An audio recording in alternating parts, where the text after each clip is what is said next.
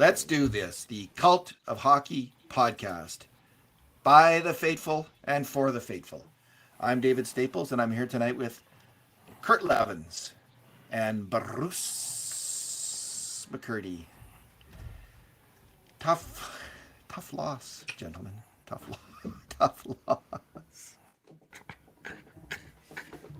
What do you say, hey? How are you doing tonight, gents? Boy. The oil country is shell-shocked, disoriented, discombobulated, and that was bad.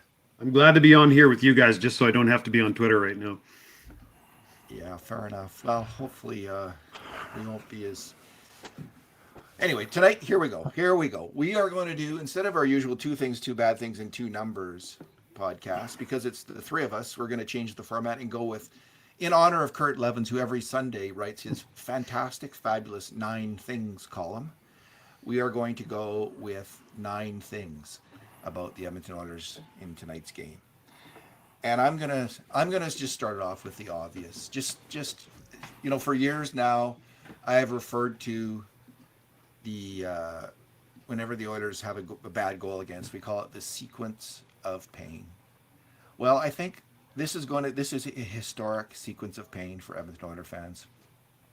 This will be seared into our collective memories for 4 generations, as they said on Avatar.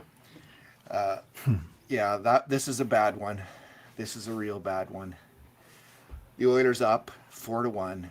The game completely in control. They had played such a good game up until that moment. They really had. They scored the way they needed to score, getting in there and getting in on rebounds and tipping it in and doing all those good things. And then it just caved in.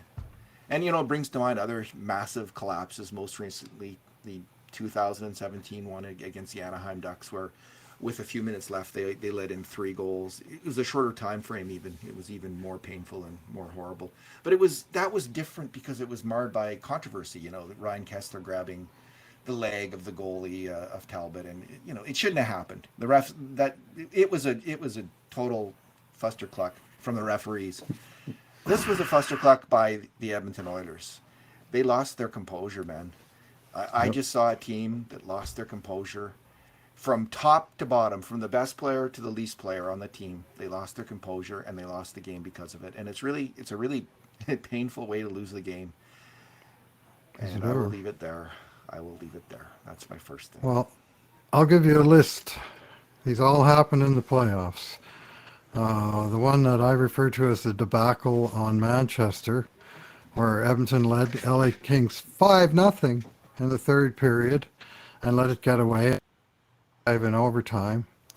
Game 1 of the 2006 Stanley Cup Finals, where the Oilers had a 3-0 lead in Carolina and let that one frittered that one away, and in the process lost Dwayne Rollison to injury and wound up losing on a terrible last-minute miscommunication between the backup goalie and one of the defensemen, who will remain nameless for this purpose.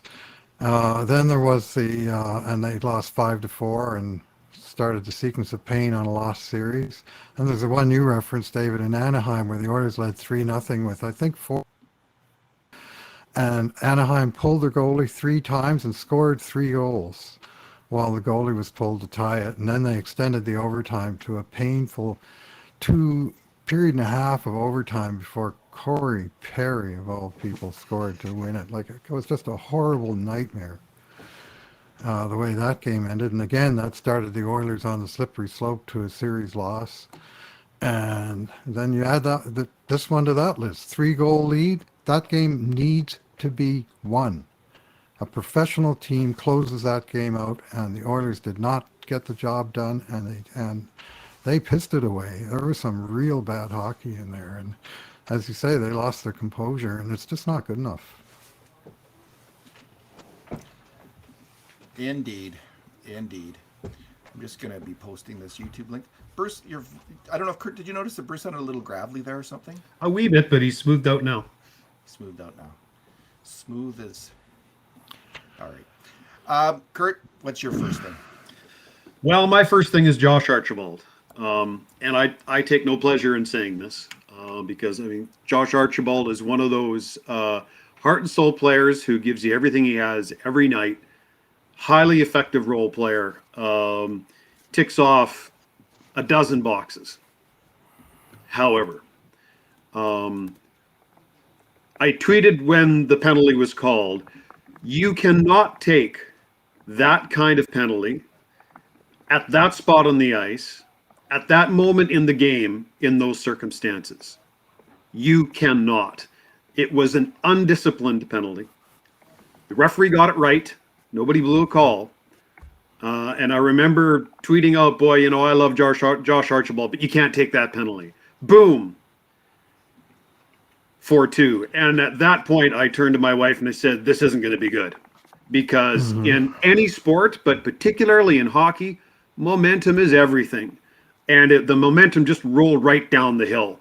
But the fire was started with the Archibald penalty. And while I'm not prepared to put the whole loss on the shoulders of one man, that's a penalty that, for a guy that's such a team player, that was a selfish penalty. And why do you say that, Kurt? Well, because you have to read the situation of the game. The game's under control. The Jets have no juice. All you need to do is finish it out.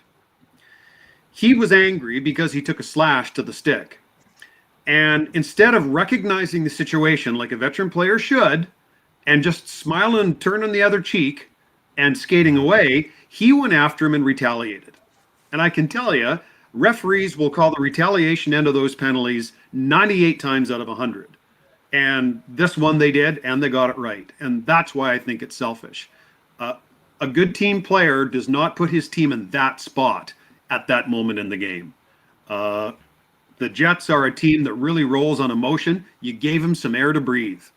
And they got a whole set of lungs full of it, and they never turned back. And so, as I say, I got all kinds of time for Josh Archibald, but that surely will go down as one of the most regrettable moments in his NHL career. I'm on Twitter just now tweeting out the link here, and Sean Patrick Ryan, who has written for the Cult of Hockey, he's great writing about prospects. He says, quote, I've never seen a coach treat his timeouts like Fabergé eggs like Tip does. He must have hundreds saved up over the years by now. He's so afraid of using one too soon that he never actually uses one when it is needed. It truly is amazing. And Kurt, I was not happy at that moment when they scored the 4-2 goal. I didn't think it was the end of things, but I did think, hey, call a timeout. Like, just calm everybody down. You know, just stop this game, slow their momentum down, do what you can here to gather the troops. And, you know, I might have been a good move by Tippett. Might have been good. Might have been. Tippett. So we're back to me now with my second item. And I got a thing, don't I? Oh, did you not? Okay, Bruce, you go. Sorry, Nope. I was Nope, out of that's all line right. there. Yeah. All right. Well, Go ahead. I guess I'm going to go in order. I'm going to start with Leon Draisaitl bossing the first period of this game, which the Oilers bossed, outshooting the Jets 17-7 and outscoring them 2-0, both goals coming off the stick of Draisaitl, who fired 5 shots on net that period, had 3 hits and a takeaway, and was laying on the body. Man, did he ever smash, was it Andrew Kopp down in the defensive corner to break one extended Jet cycle and just walk away with the puck? And at that moment in time, the Oilers looked unbeatable because their first line was so dominating the game with the 3 big, highly skilled players on it, with the puck on the string, and Leon playing in beast mode. That's an incredible player to watch. And he later made a great pass, set up the third Oilers goal, but he was in the first period, he was just on another level already, altogether. And I thought he was a huge part of the reason that the Oilers jumped out the way that they did. Just jumping on a pair of great chances and making no mistake with either of them. And they finally got some bounces, eh? Like there's the point shot from Cuckoo on Draisaitl's first one. You know, that goes off a Jets player over to Draisaitl, and he's able to gather it in and tuck it in. Such a great skilled play that he made there. And Mm-hmm. the same one on the power play goal. It was a 5. Was that the 5-on-3? Yeah. Yeah, the second goal of the game from Draisaitl was on the 5-on-3. Nonetheless, they also get a really good bounce there. It just comes squirting out of him, and he puts it right in. So, felt like Mm-hmm. the hockey gourds were on Edmonton's side at that moment, but not to be. Alrighty, let's go to when things start turning bad a little bit. Not a little bit, but a lot of bit. Um, and this is in the third period after that power play goal. And when I say the Oilers lost composure, it was, I don't know. They just the third goal, which is at even strength, starts with a Kulikov turnover, and it's about this time. And I've been having this thought throughout the series that have been wishing that Chris Russell was in the lineup for the Edmonton Oilers and not Kulikov in that partnership with Larson. If I'm completely honest, Kulikov has played well. He hasn't played poorly or anything. I just think Russell's a better defensive hockey player, and the Oilers could have used his settled play against the Jets, and so this was one of those moments. It goes out. It goes out and to the point, and there's a quick shot. Actually, quite an excellent shot. I think it's Pionk who gets it off really quickly, and then Jujhar Khaira, who has made such a fantastic play on the fourth goal to tip it in, he's puck watching, and he knows it a second later because the guy he's supposed to be covering, Blake Wheeler, goes in and scores.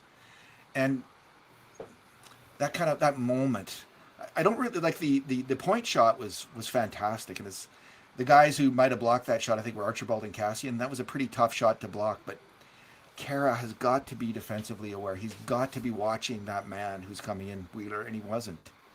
And Archibald hockey and happens Shore. fast. Yeah, Archibald and Shore, excuse me. The checking line. That.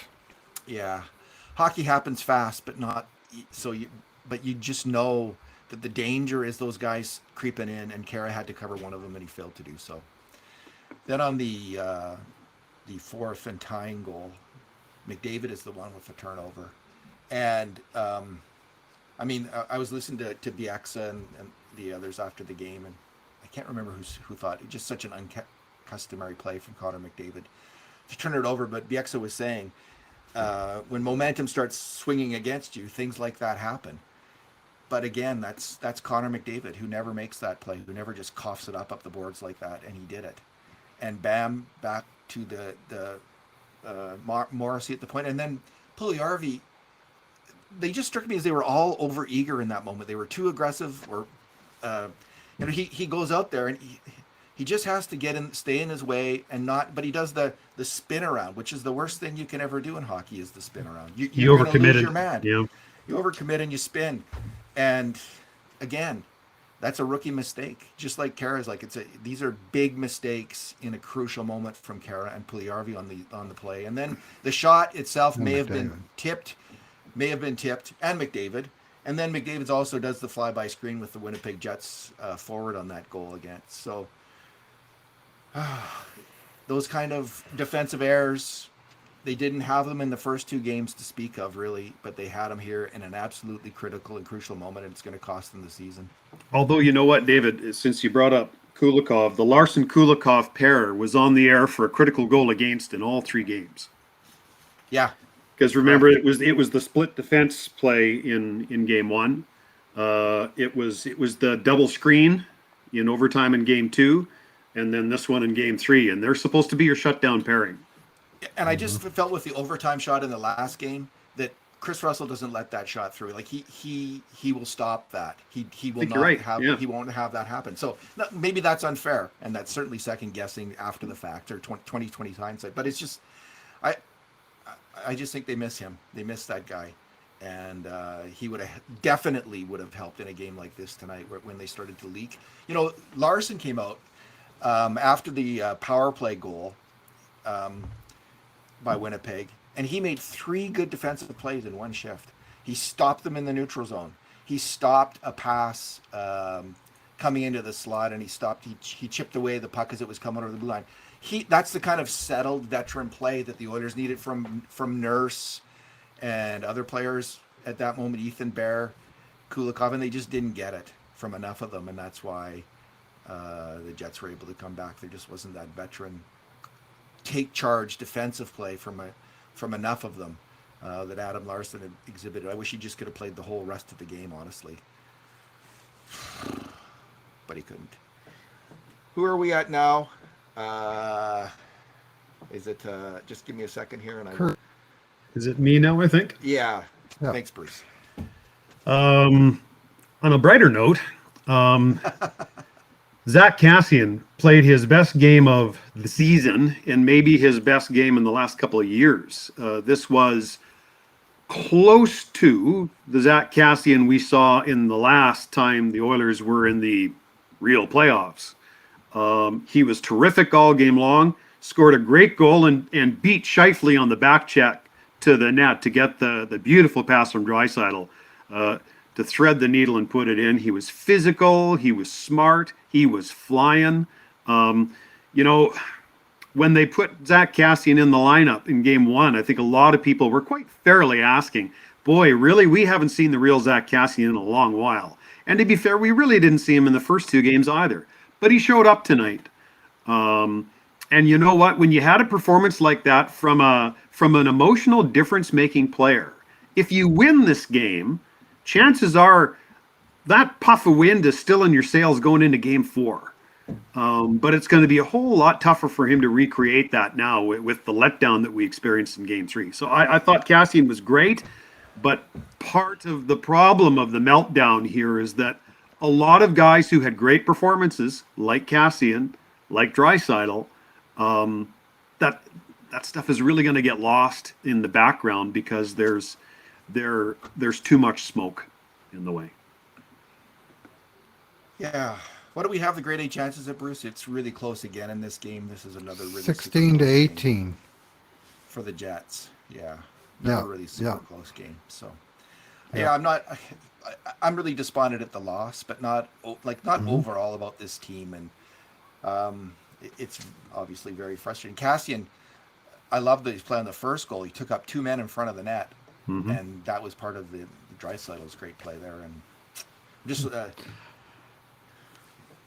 course, Yeah, he sure does weird things defensively though. Like he wanders all over the place, eh? Like behind the net, or there was one play where he was like 60 feet, no apparent reason. But he brought his strengths to this game, and those strengths included getting into scrums with a couple of the big Jets, Lowry and Stanley, the two biggest guys on the team, and that's kind of what they needed because Stanley kind of been running around here in Edmonton without much of a response from anyone, including Kassian. Well, he got a response tonight, and that's the guy that Archibald tried to hit too, right? But Yep.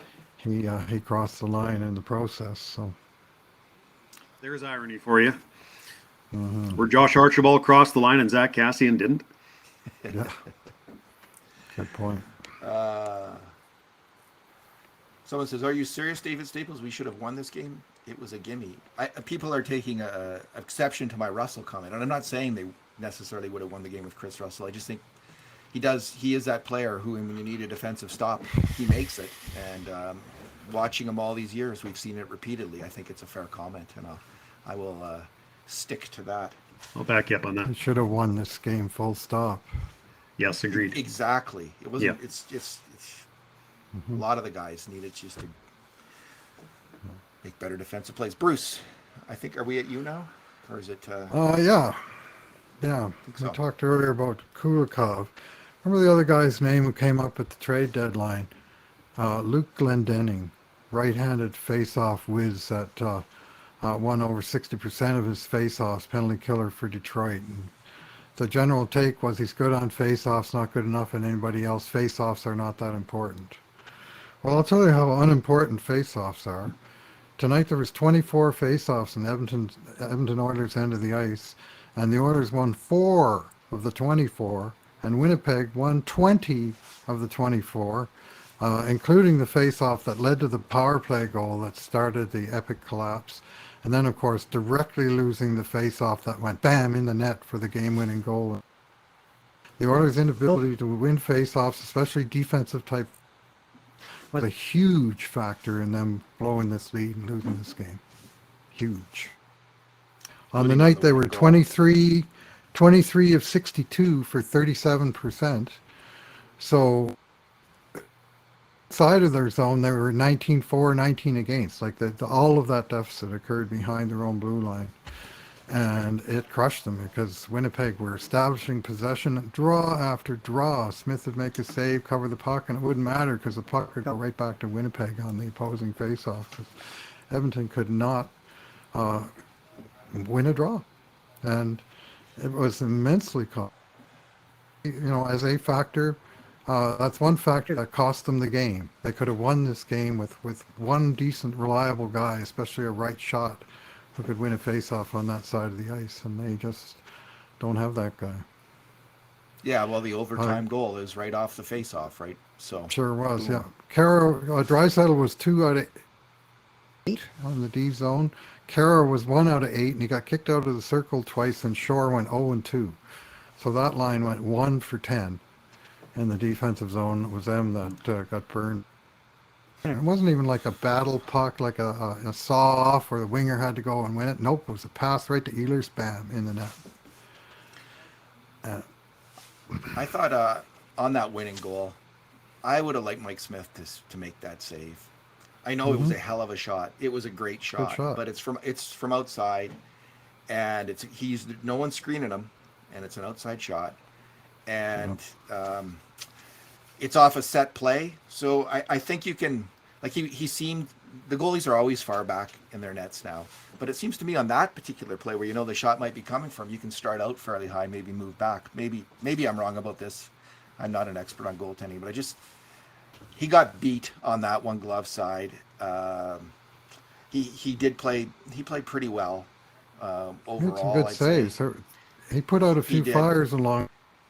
Put it down the stretch of the game. He just didn't have the big stops.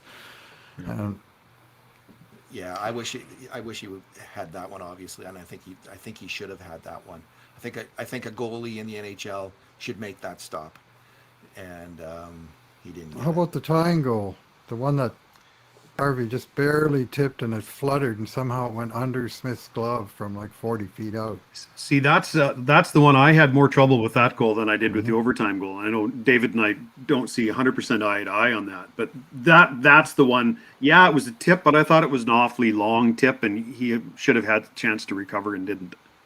The only other contributing factor to that was just as the puck was in the air, McDavid and the Jets forward flew by. It was one of those flash screens. That there's a tip at the same time. So 2 bad things happen at once: a tip and a flash screen. Maybe, and if it was just the tip, Kurt, I would agree with you. But I think that screen also really, if it moved the puck at all, it would have screwed up Smith. Initially, I thought that was a grade B chance. Because of the screen and the tip, it was I thought it was a pretty tough one in the end. Although I agree with you, like it certainly looked bad. It felt bad. It was only when I thought about it.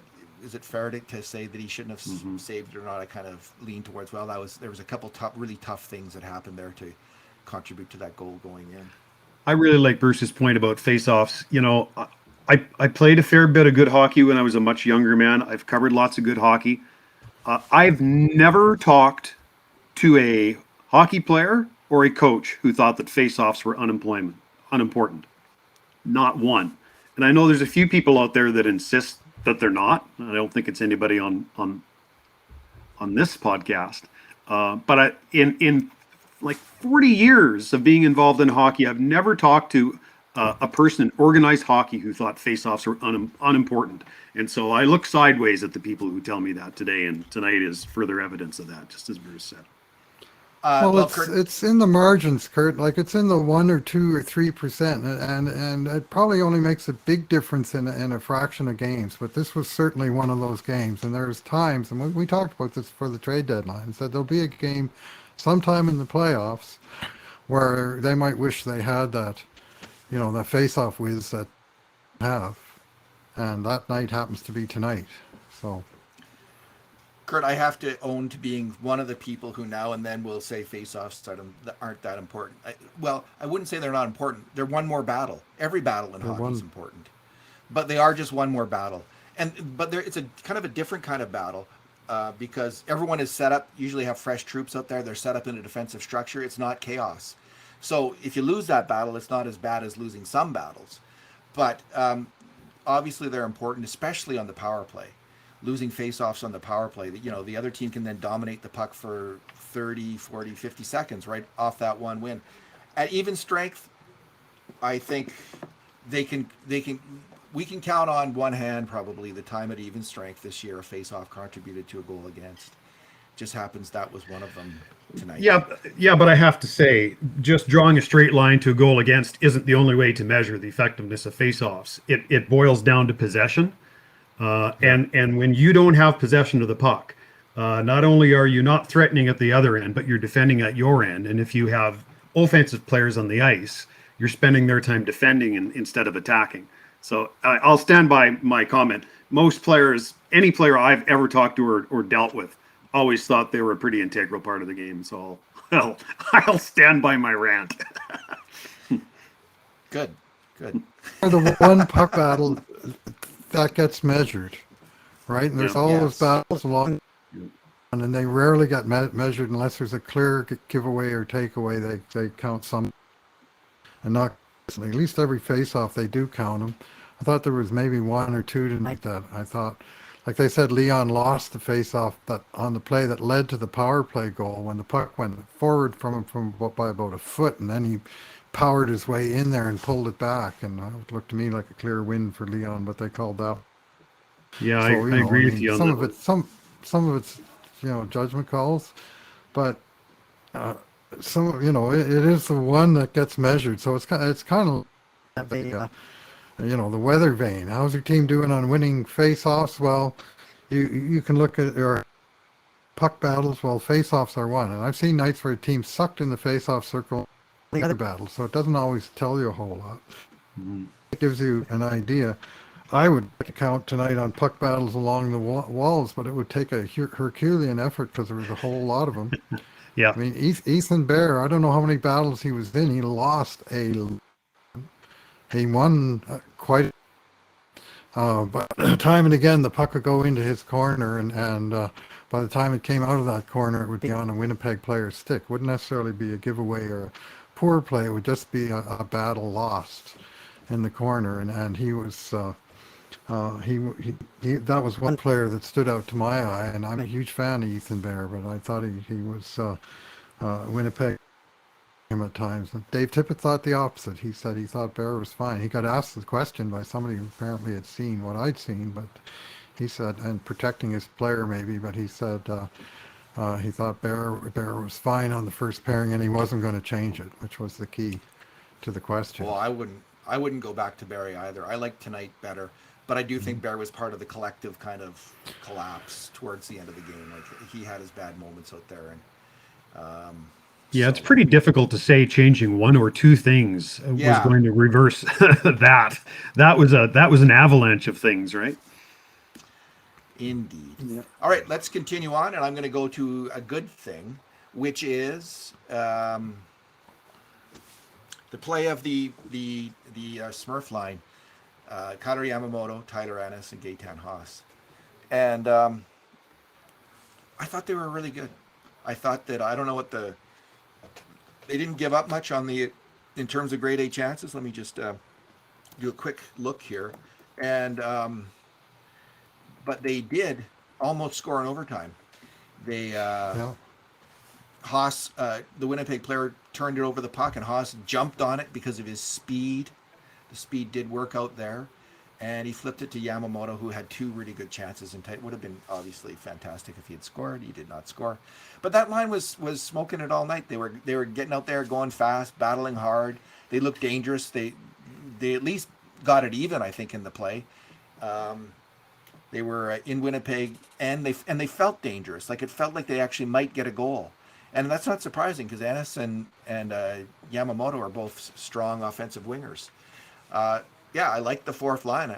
I liked all these lines, actually. The second line worked out better than I thought it was going to work out, too. I thought it was Nugent Hopkins' best game of the playoffs. Kassian's best game of the playoffs. Jujhar Khaira scored that great goal. He gave it back at the other end shortly thereafter. But I thought and the top line was generally pretty good as well. So the lines were good. I don't have a big problem with the pairings. I would prefer to see Chris Russell in over Kulikov if he's healthy. But other than that, I think Tippett got it right with the lines and the strategy. Everything was working. They were getting the outside shots. They were getting the scramble play goals. They were putting pressure on the Jets. And then, Archibald's penalty starts off the cascade of evil, the sequence of pain. Give him an inch. Next up, we will go to Kurt. What's your final item for tonight? Well, you mentioned that second line, so I'm going to want to talk a little bit about Ryan McLeod, who got two really quality chances to score tonight. I thought he played a really smart defensive game, very effective. His speed on the forecheck is highly effective. I didn't think he looked out of place in the middle of those two wingers on that second line at all. The one blemish in his game, he was under, I think he was 17% on faceoffs tonight. Whereas ever since he came up from Bakersfield, he's been a solid faceoff guy. And he just wasn't feeling it tonight. And so they made the switch. And you might have noticed at one point in the third period, Nugent Hopkins started taking the faceoffs on that line. And actually, Nugent Hopkins was about the only guy on the team that had any luck at all on the dot tonight.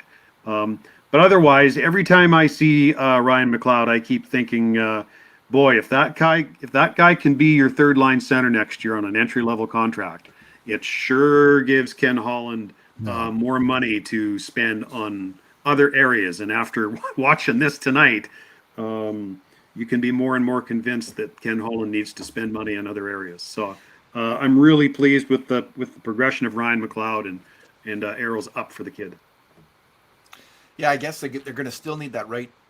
If you think faceoffs are that crucial, they're going to need that guy on the right side, right shot guy to take faceoffs. And it doesn't. Haas has never developed into that guy. Haas is I like Haas as a utility player. I don't know if he'll be back.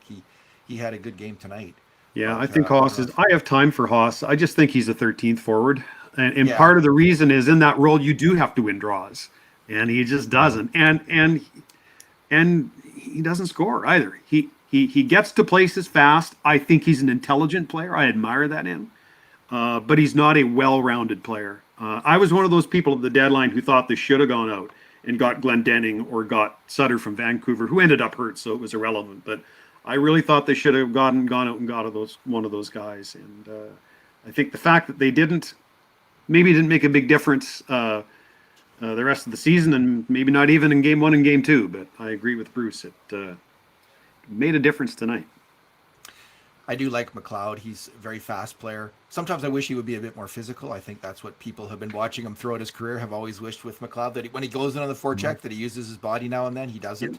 You know what? That's totally fair. I agree with that. And that's, I don't know, that maybe that's not in him. It's not in every player to be that player, but it would be something that would keep him in the NHL, I think. Because he's got everything else. Size, right? Yeah, with his size and speed, he's got good hands. So if he could add a physical aspect to his game, just hitting, he doesn't have to do anything other than that. Just use your body a little bit more to win pucks, because he seems to almost hold up when he goes into the corner, like instead of engaging physically. So, Bruce, what's your final item? Yeah, I'm going to give some kudos to the third defense pairing of Slater Kukuk and Tyson Barrie. I thought they had a very strong game together. Kukuk earned and on the first Edmonton goal with the shot from outside, the one that kind of hit the traffic and actually bounced favorably to Draisaitl. But he ended the night with that one assist and a +2 ranking. Barrie was a +1 player on the night, and they just. I mean, the shots on net when Kukuk was on the ice, 16-3 for Edmonton, 14-3 when Barrie was out there.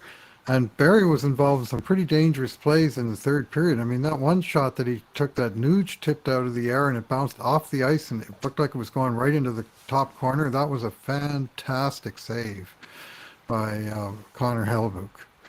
Because those pucks that go down, the lacrosse ones that go down and bounce off the floor and up, And the goalie's reaction is to track the puck, and you're tracking it downwards, and all of a sudden it's going upwards and over. And oftentimes you'll see those wicked bounces off the ice and up go in the net. And I thought this one would, and Hellebuck was able to get his shoulder and his blocker somehow on it. That was a phenomenal save. That was off a Barry outside shot. And I just thought he looked more comfortable than he's looked, and maybe that's because he's in the right role in the third pairing tonight. Uh, when he had the puck, he was doing positive things with him, and I wasn't seeing him getting overwhelmed on any kind of defensive coverage plays. I don't know, David, if you got the scoring chances to Yeah, just hand one. for Yeah, I do. Just one for mistake Barry. by Barry. Uh-huh. We had him. Let me just go to Barry allows a cross seam pass. Yamamoto fails to block the shot. Cuckoo screens the goalie on a wicked point blast. That was that kind of miraculous save by Smith, where the screen He was stuck his arm out. so enormous. Right. Somehow he got his. It was so. This is an outside shot. So Barry allowed the pass. The Winnipeg is down in the corner. There's a diagonal pass right across the ice to the point man, and that was through Barry's stick. So that was the only one that we tagged him on. Yeah, I thought he had a very good game, Bruce. His best game of the playoffs, and he's being used. You know, Kurt pointed it out. He's the third pairing, even strength defenseman, top power play defenseman. He was used in his proper role tonight, and the Oilers looked better because of it. I thought, generally speaking, until the meltdown. I wonder if Slater Cuckoo, he's probably done enough in this series to quiet all the Caleb Jones fans who want Jones in every game. I may be incorrect about that, but Slater Cuckoo has been steady. He's been the definition of steady and efficient. I sign him up. He's earned another contract in my books. He's a good hockey player, and he's not that old. He's only, what is he, 26, 27? He's got 2 or 3 years, so I think could be a very useful depth D man. Yeah, you know what? He doesn't move bad. He moves the puck okay. He ticks a lot of little boxes in good ways. I agree. I see him good too, David. You know, I don't see him with the potential really to move up into No. the top pairing, but you need those defensemen who are cheap, who provide good depth because players get injured. Yep. And he's outperformed this year both William Lagesson and Caleb Jones, I think, when he's had that opportunity. So the Oilers have a number of good, solid depth defensemen now, and those 3 guys, they might lose 1 or 2 of them over the summer, but both Lagesson and Jones have contracts, for instance. So we'll see what happens there, but I definitely think they should bring Cuckoo back. I thought his game was slipping before he got hurt, but since he came back, like he played the last game of the season, he was okay, and in this series, he's been good. Somebody on the broadcast crew tonight said he was the best defenseman on the Oilers in the series, and I'm sort of thinking, well, that's a bit of a surprise now, isn't it? But it was kind of hard to gainsay the comment. Like he certainly covered the bet at his position and the minutes that he's getting. He's not been the problem. He's not and the that's a reason they major lost. injury he's coming. Yeah, and that's a major injury he's coming back from too, right? And to go from that to 1 game in the regular season and then bam into the playoffs and have those kind of results, that's hard. You know, I give him credit for that. Oh, geez, I just had a moment. You know, through this game, I was just sitting there thinking, oh, God, we got this one in the bank. But, you know, they can come back. They can do this. We have this. Yep. This is going to happen. You know, it's going to be 2-1 after this. They can come. They got the momentum going. They can win this series still. And it's just washed over me again. Sorry. I had to interject. Well, you know what? The percentages. Moment of despair. At the percentages, I think I wrote in my column this morning, you know, teams who lose the first 2 games of a best of 7, you know, 85% of the time they go on to lose the series. But at 2-1, it's 55-45. It's a huge difference, right? That win tonight gives you way better odds. But at 3-0, I saw the percentage and it's something like 95%. 2%. Like it's slim, brother. It's only happened, I think, 4 3 times. times? If I'm 3 or 4 times. 4 times. I think I read the last LA in 2014 against the Sharks. Did LA go on and win the cup? Yeah, After they that, did. They did, yeah. Let's do this. Yeah. Let's do this, Edmonton Oilers. Here we go. I obviously don't think that's going to happen. Toronto did it in the 42 Stanley Cup Finals. The Islanders did it in 75. They came from 3-0 down against Pittsburgh, I think it was. And then Boston and Philadelphia had a series a number of years ago. I think 2010, finals where Boston was up 3-Cobb and they couldn't close it out. And then the LA one that it's going from memory, and maybe there's another one that I've forgotten, but 4 sounds about right. And geez, I've seen in my lifetime scores of sweeps. Like I bet you there's been 100 sweeps. Let's call it 5%, like Kurt says, and that might be on the optimistic side. Especially, like, how do they bounce back tomorrow? Crushing disappointment. They just go out and play their game one more time, and they can beat the Jets. I mean, these games have all been really even. Could have gone to either team. They've gone 3 times in a row to the Jets. It's like flipping a coin. Sometimes when you flip a coin 3 times, you get heads each time. Mm-hmm. Well, this time we got tails. But that's what this series has been. Like, honestly, like if people are losing their minds about this series, I'm not on. Doesn't have the feel of the Chicago series at all. This isn't like that. This has been a very even series where the Oilers have just lost the coin flip 3 times in a row. It happens. It sucks. And seeing Draisaitl after the game, I just felt for the guys. I don't know if you saw the photos of him. He's just so disheartened. I did. But you can see anyone who's ever battled hard for anything in life and has lost out on it. It hurts. It sucks. And at any level of hockey, minor hockey, major, junior, any level of junior hockey, it just always sucks, and it haunts you for for a long time afterwards. I'm still haunted by the debacle on Manchester. Still haunted there to you this go. day, and I didn't even play in it. I just watched it. I'm not by any of that, but as just a minor hockey coach, you lose games and you just can't forget about them for a long time. They eventually fade away. But this is, for Oiler fans, I think this is gonna not good. Well, Final what I comments? just don't understand is, okay, this will be mine. What I don't understand is how you can play so good for 45 to 50 minutes, and I would argue that the Oilers started to lose command of this game. Get play for a puck over glass penalty early in the third period, up 4-1, and they did nothing with it. They just wiled away the 2 minutes without even apparently trying to score. And from doing so much right and having so much commitment and willpower, and all of a sudden one thing goes wrong, and it was like the roof caved in. Where was within the team to cope with the 1 goal against shouldn't mean the end of the world, and they just couldn't. Yeah, not a lot of excitement in overtime, was there? Like, there wasn't a lot of. We have most shots. He had 2, I think, on that one play. Kassian had the tip shot off Larson's nice shot. So they had the first 3 grade A chances, but then Winnipeg started to take over, and the rest is Oilers history. Maybe, how many times have the Winnipeg Jets fans been in this situation against the Edmonton Oilers? Maybe fair is fair. Kurt, any final thoughts? Other than, as if tonight's result and the way it resulted wasn't bad enough.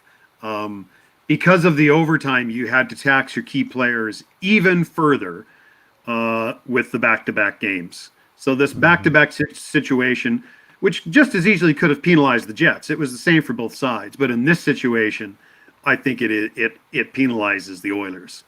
And your team is just that much more tired. And people will say, well, Winnipeg played the same number of minutes. Yeah, but they won. It feels, trust me, it feels way different. You feel way more tired than when you lose than when you win. So. Yeah, hard to imagine that they could come back, but I never know. We'll see. I'm not saying come back in the series, but just for the next game. Will they go with Mike Smith, I wonder, or will they go with Koskinen? I mean, the goalie thing is particularly an issue because the goalie's 39. He played not just a game; he played a game in, extra 10 minutes there. You can't pull him now in an elimination game. It wouldn't be. The fan base would go crazy. The player, Yeah. brought them this far. But, as Kurt says, playing 70 minutes tonight instead of 60 is a lot tougher on the 39-year-old goalie than on the 28-year-old goalie. And when you have guys playing 28 minutes, 31 minutes, Nurse, second game in a row, he's over 30 minutes. Draisaitl, 28 minutes, second game in a row, he's at 28 minutes. That's a lot of minutes. And when they play Friday till Monday, it's going to be mighty tough to gear it back up tomorrow. And I almost wonder if some of the stuff, as they went down the stretch in this game, and the big line was not very good in the last half of the third period or in the overtime. They couldn't get out of their own end or generate any kind of structured offense at all. I wonder if they kind of hit the wall a little bit. And that wall is going to be mighty tall tomorrow morning, 0-3 down. And frankly, they have to be questioning themselves at this point. Lead, you know.